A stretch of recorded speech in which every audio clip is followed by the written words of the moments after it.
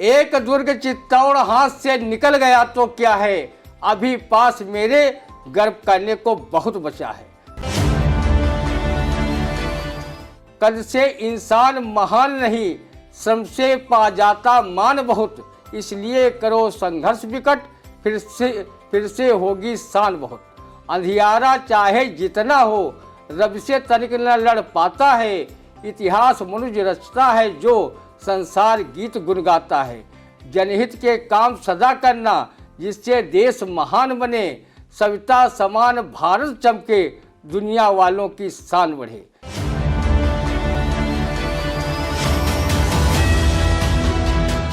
नमस्कार, स्वागत है आप सभी का इंडिया के खास कार्यक्रम रंदा में। खबरों पर रंदा चलाने के लिए इंडिया के स्टूडियो में खास मेहमान वरिष्ठ पत्रकार, कवि एवं रंगकर्मी ज्ञान प्रकाश सिंह प्रतीक जी मौजूद हैं। तो प्रतीक जी, आपका बहुत बहुत स्वागत है इंडिया के स्टूडियो में।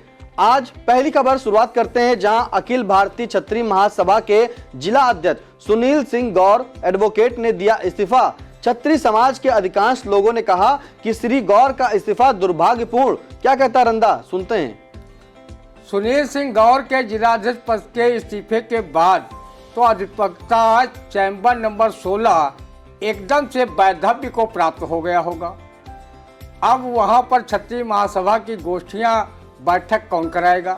करीब 7 वर्षों से अधिवक्ता सुनील सिंह गौर अखिल भारतीय क्षत्रिय महासभा के जिलाध्यक्ष के रूप में बहुत ही अच्छे ढंग से अपने पद का जहां निर्वहन कर रहे थे, वहीं जिले में क्षत्रिय समाज के लोगों को एकजुट रखने में अपनी अहम भूमिका निभा रहे थे। उनके संघर्षों का परिणाम था कि क्षत्रिय समाज सीतापुर के अध्यक्ष अवनेंद्र विक्रम सिंह ने अपने संगठन क्षत्रिय समाज के कार्यक्रम अखिल भारतीय क्षत्रिय महासभा के बैनर तले करने लगे थे। इसमें पूरे जनपद में एक संदेश गया था कि सीतापुर जिले का पूरा क्षत्रिय समाज एक है।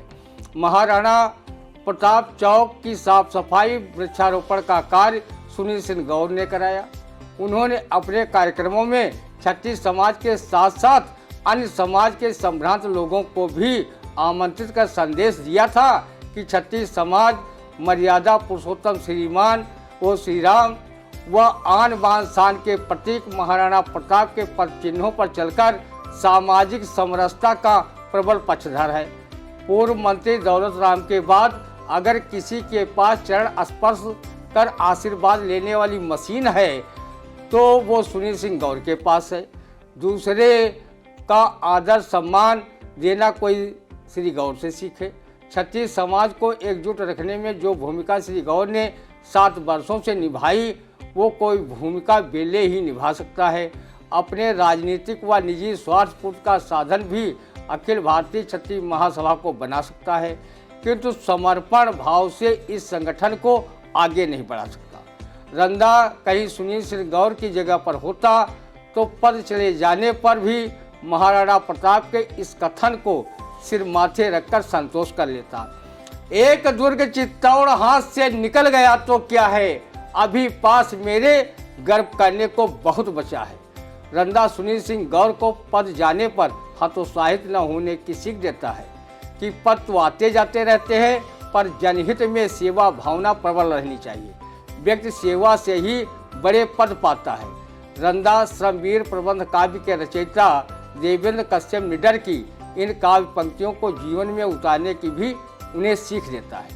कद से इंसान महान नहीं, श्रम से पा जाता मान बहुत, इसलिए करो संघर्ष विकट, फिर से होगी शान बहुत। अंधियारा चाहे जितना हो, रब से तनिक न लड़ पाता है, इतिहास मनुष्य रचता है जो संसार गीत गुन गाता है।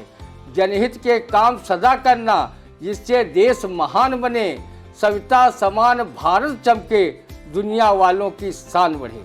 रंदा ने सुना है कि सुनील सिंह गौर एक अन्य क्षत्रिय समाज के संगठन में प्रदेश सचिव बन गए हैं। चलो, नहीं मामा से काना मामा ही, अच्छा की कहावत उनके लिए मुबारक हो। बिल्कुल, आपने सही कहा कि जिस तरह से सुनील सिंह गौर जो अधिवक्ता हैं, वो अपने पद को, जो जिला अध्यक्ष उनका पास पद था, उससे जो है उन्होंने अपने कार्य तो किए, लेकिन रंदा एक सीख देता है कि पद की अपेक्षा ना करें, काम करते रहें और काम करने वालों का ही नाम होता है। अगली खबर, जहां मुख्यमंत्री योगी आदित्यनाथ ने कहा कि भारत हिंदू राष्ट्र और यहां का हर नागरिक हिंदू। योगी बोले केवल हिंदू एक सांस्कृतिक शब्दावली, मजहब या संप्रदाय का सूचक नहीं है। क्या कहता है इस पर, सुनते हैं रंदा। परम आदरणीय सीएम योगी जी, जब सभी भारतीय हिंदू हैं तो फिर देश में हिंदू मुस्लिम को लेकर सियासी नौटंकी अभी तक क्यों चल रही है? शमशान और कब्रिस्तान पर बयान कौन दे रहा था? रंदा को योगी जी के मुखारबिन से पहली बार पता चला कि हिंदू कोई धर्म संप्रदाय नहीं बल्कि वो एक सांस्कृतिक शब्दावली है। रंदा इसलिए ज़्यादा परेशान है क्योंकि जब उसका स्कूल में दाखिला हुआ था तो उसकी राष्ट्रीयता भारतीय तथा धर्म हिंदू लिखा गया था। अब वो अपनी टीसी व अन्य अभिलेखों में हिंदू धर्म की जगह कौन सा धर्म दर्ज कराए? आपने एक चैनल के इंटरव्यू में कह ही दिया है कि हिंदू कोई धर्म संप्रदाय नहीं बल्कि एक सांस्कृतिक शब्दावली है। रंदा जनहित में सीएम महोदय से जानना चाहता है कि संविधान की प्रस्तावना से धर्मनिरपेक्ष शब्द हटाकर देश को हिंदू राष्ट्र घोषित कर दिया गया है क्या? जब सभी देशवासी हिंदू हैं तो फिर मुस्लिम, बौद्ध, पारसी, जैन, सिख को अल्पसंख्यक का दर्जा क्यों दिया गया है? ये दर्जा समाप्त क्यों नहीं किया गया तथा अल्पसंख्यकों के हित में बनाई गई सरकारी योजनाएं बंद कर सभी को समान रूप से लाभ क्यों नहीं दिया गया? रंदा अपने सीएम महोदय से सामान्य ज्ञान जरूर सीखता है, कोई सीखे या न सीखे। हमारे सीएम ने राजस्थान की एक जनसभा में वीर हनुमान को दलित जाति का बता दिया था। रंदा सिर्फ उन्हें राम भक्तों का वीर पराक्रमी हनुमान ही जानता था। उनकी जात तो हनुमान चालीसा में रंदा को ढूंढे नहीं मिली थी। सीएम ने जब उनकी जात बताई और रंदा न मानता तो क्या करता? उसे अपने घर पर बुलडोजर तो चलवाना है नहीं। रंदा भी चाहता है कि जात धर्म की दीवारें टूट जाए और हम सभी भारतीय होने पर गर्व करें। जब सभी देशवासी हिंदू हैं, भारत हिंदू राष्ट्र है, तो फिर भाजपा के भक्त क्यों समाज में हिंदू मुस्लिम के नाम पर विषवमन कर उन्हें एक दूसरे से अलग करने की कोशिश कर रहे हैं? देश में धर्म के नाम पर मॉब लिंचिंग की घटनाएं क्यों हो रही हैं? रंदा को बताया गया है कि पूंजीपति गौतम अडानी जब से दुनिया के तीसरे नंबर से 24वें नंबर पर धड़ाम हुए हैं और संसद में विपक्ष ने हिंडनबर्ग की रिपोर्ट को लेकर सत्ता पक्ष को घेरा है, तब से भाजपा के नेता इस मामले को लेकर अनर्गल बयानबाजी कर रहे हैं। इनका संविधान से कोई ताल्लुक नहीं है कि जनता इन बयानों पर चर्चा करती रहे और अडानी की चर्चाएं बंद हो जाएं। नेपाल दुनिया का एकमात्र हिंदू राष्ट्र था जिसे चीन ने माओवाद फैलाकर उसे हिंदू राष्ट्र से धर्मनिरपेक्ष राष्ट्र बनवा दिया। भारत नेपाल का मित्र होने के बावजूद उसे हिंदू राष्ट्र से सेकुलर बनने से नहीं रोक सका। उस समय केंद्र में भी पीएम अटल बिहारी वाजपेयी के नेतृत्व में राजग की सरकार थी। रंदा का मत है कि हमारे सीएम काफ़ी ज्ञानी हैं। ये बयान उन्हें क्यों देना पड़ा ये वही बता सकते हैं। या फिर आरएसएस के सरसंघचालक मोहन भागवत जी जो काफ़ी समय से सभी भारतीयों का डीएनए बता रहे थे और भारत में रहने वाले हर व्यक्ति को हिंदू बता रहे थे। शायद सीएम महोदय ने उन्हीं के बयान का अनुसरण कर ये ताज़ा बयान दिया है कि भारत हिंदू राष्ट्र है और यहाँ का हर नागरिक हिंदू है और हिंदू धर्म नहीं बल्कि एक सांस्कृतिक शब्दावली है।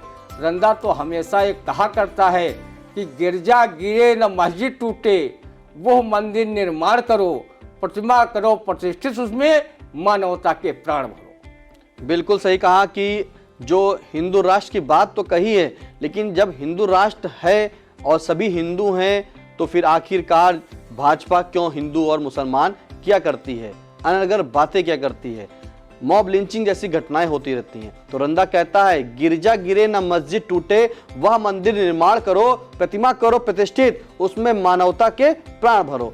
अगली खबर, जहां हनुमानगढ़ी के संत राजू दास व सपा एमएलसी स्वामी प्रसाद मौर्य में हाथापाई, समर्थकों के बीच भी मारपीट और जमकर हुई नारेबाजी। क्या कहते हैं इस मारपीट पर, हाथापाई पर, सुनते हैं रंदा।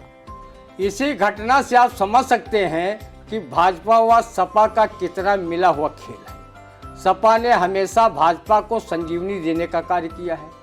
स्वामी प्रसाद मौर्य के द्वारा रामचरितमानस पर दिए गए वक्तव्य से अगर भाजपाइयों व भाजपा समर्थित राजू दास जैसे कथित संतों को कष्ट हुआ है तो फिर अभी तक स्वामी प्रसाद की गिरफ्तारी क्यों नहीं हुई, जबकि मुकदमे भी दर्ज कराए गए हैं। स्वामी प्रसाद मौर्य की पुत्री संघमित्रा मौर्य बदायूं से अभी भी भाजपा की सांसद हैं। वो अपने पिता का चुनाव प्रचार भी कराने गई थी, उन्हें निकाला क्यों नहीं गया।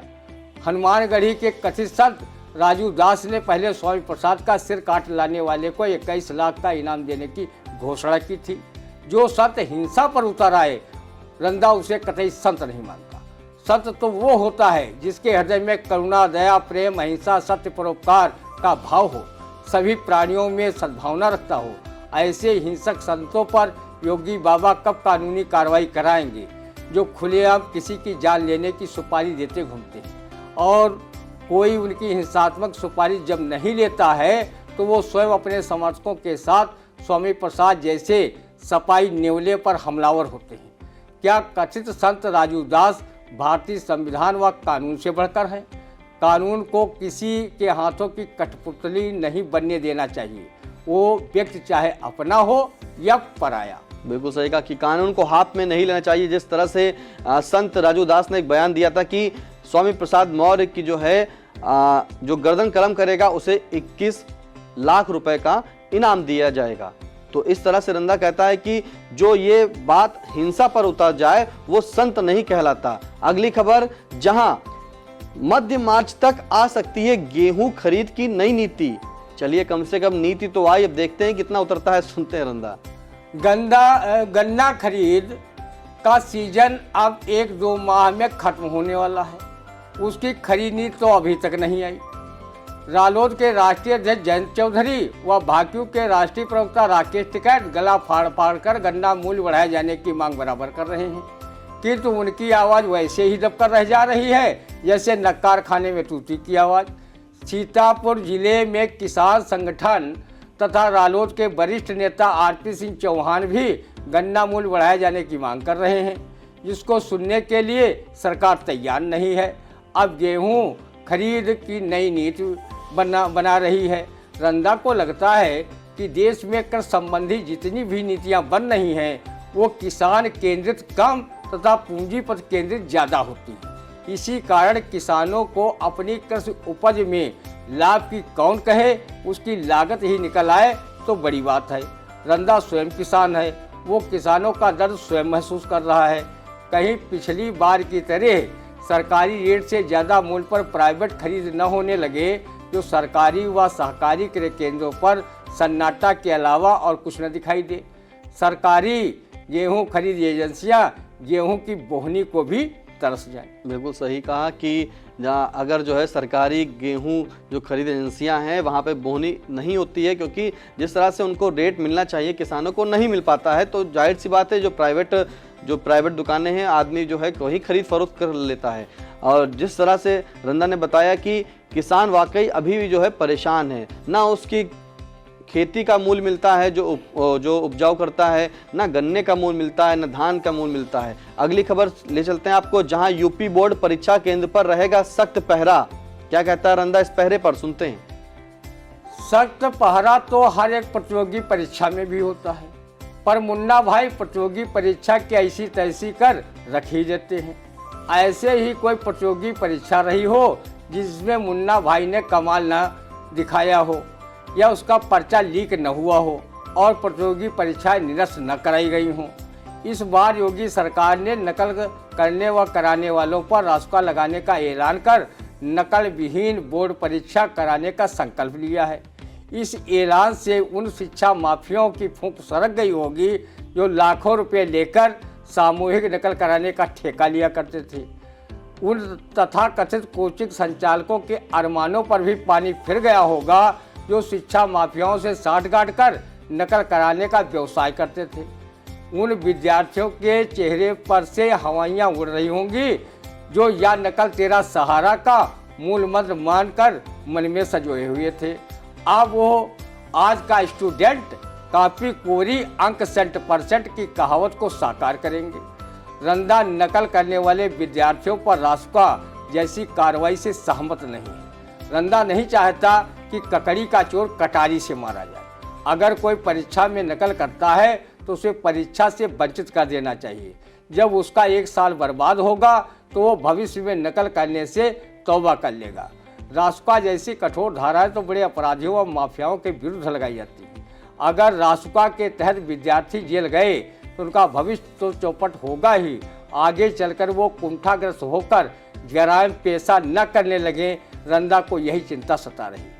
रंदा मांग करता है कि रासुका तो उन पर भी लगाई जानी चाहिए जो हजारों से लेकर लाखों रुपए प्रतिमाह लेकर विद्यार्थियों को ठीक से कॉलेज में नहीं पढ़ाते। रासुका तो उन पर भी लगनी चाहिए जो शिक्षा का आधा सत्र गुजर जाने के बाद भी सरकारी पुस्तकें परिषदीय स्कूलों में नहीं बंटवा पाते। और जब ऐसे बच्चे उच्च कक्षाओं में पहुंचते हैं तो वो नकल को अपनी सफलता का साधन बनाने से गुरेज नहीं करते। छात्र राष्ट्र के भाग्य विधाता होते हैं, उन पर रासुका जैसी कार्रवाई महज नकल जैसी कुप्रवृत्ति पर ठीक नहीं। नकल रोकने के अन्य उपाय भी पहले से मौजूद है, उन्हें प्रयोग में लाना चाहिए। रंदा नकल प्रवृत्ति का हमेशा से विरोधी रहा है। वो अध्ययनशील छात्र की तरह है जिसे अपनी मेहनत और गुरुजनों के आशीर्वाद पर पूरा भरोसा है। वो हमेशा कहा करता है, ये संसार परीक्षालय है, ये संसार परीक्षालय है, प्रश्न नए आते हैं, गुरु का आशीर्वाद साथ है, हम क्यों घबराते। जी बिल्कुल, हम क्यों घबराते हैं जब गुरु का आशीर्वाद साथ है। तो रंदा ने कहा जिस तरह से उत्तर प्रदेश के मुख्यमंत्री योगी आदित्यनाथ ने कहा है कि जो छात्र नकल करता पाया गया उसके ऊपर रासुका यानी कि एनएसए की कार्रवाई की जाएगी। लेकिन रंदा इस रासुका की कार्रवाई का जो बयान है उससे नाराज है, क्योंकि यदि और भी उपाय हैं, अगर कोई छात्र नकल करता पाया जाए तो उसे उस परीक्षा से वंचित कर दिया जाए जिससे कि उसमें आगे सुधार हो सके। लेकिन रासुका जैसी कार्रवाई जो गैंगस्टर माफियाओं पर लगाई जाती है वो विद्यार्थियों पर ना लगाई जाए, क्योंकि विद्यार्थियों का जो है भविष्य जो है चौपट हो जाएगा। और एक बात और कही कि ककड़ी का चोर जो है कटारी से नहीं काटा जाता। तो मतलब वाकई ये सोचने वाली विषय है कि विद्यार्थियों के ऊपर एनएसए की कार्रवाई हो जाएगी तो जो है विद्यार्थियों का भविष्य चौपट हो जाएगा। हाँ, एनएसए की कार्रवाई अगर विद्यार्थियों पर की जाए तो उन अध्यापकों पर भी की जाए जो मोटी रकम तनख्वाह लेकर बच्चों को नहीं पढ़ा रहे हैं, और जो किताबें जब जूनियर स्कूल में किताबें आती हैं वो समय से नहीं बट पाती हैं। तो ये भी एक सोचनीय विषय है कि सरकार अगर कड़ी कार्रवाई विद्यार्थियों पर भी करे तो कहीं ना कहीं जो दोषी अध्यापक हैं उनके ऊपर भी कड़ी कार्रवाई करनी चाहिए। तो कैसा लगा रंदा का कार्यक्रम कमेंट करके जरूर बताइएगा। और हाँ, अगर किसी भी खबर के लिए रहना चाहते हैं अपडेट तो आई इंडिया चैनल को करें सब्सक्राइब। अब दीजिए हमें इजाजत, नमस्कार।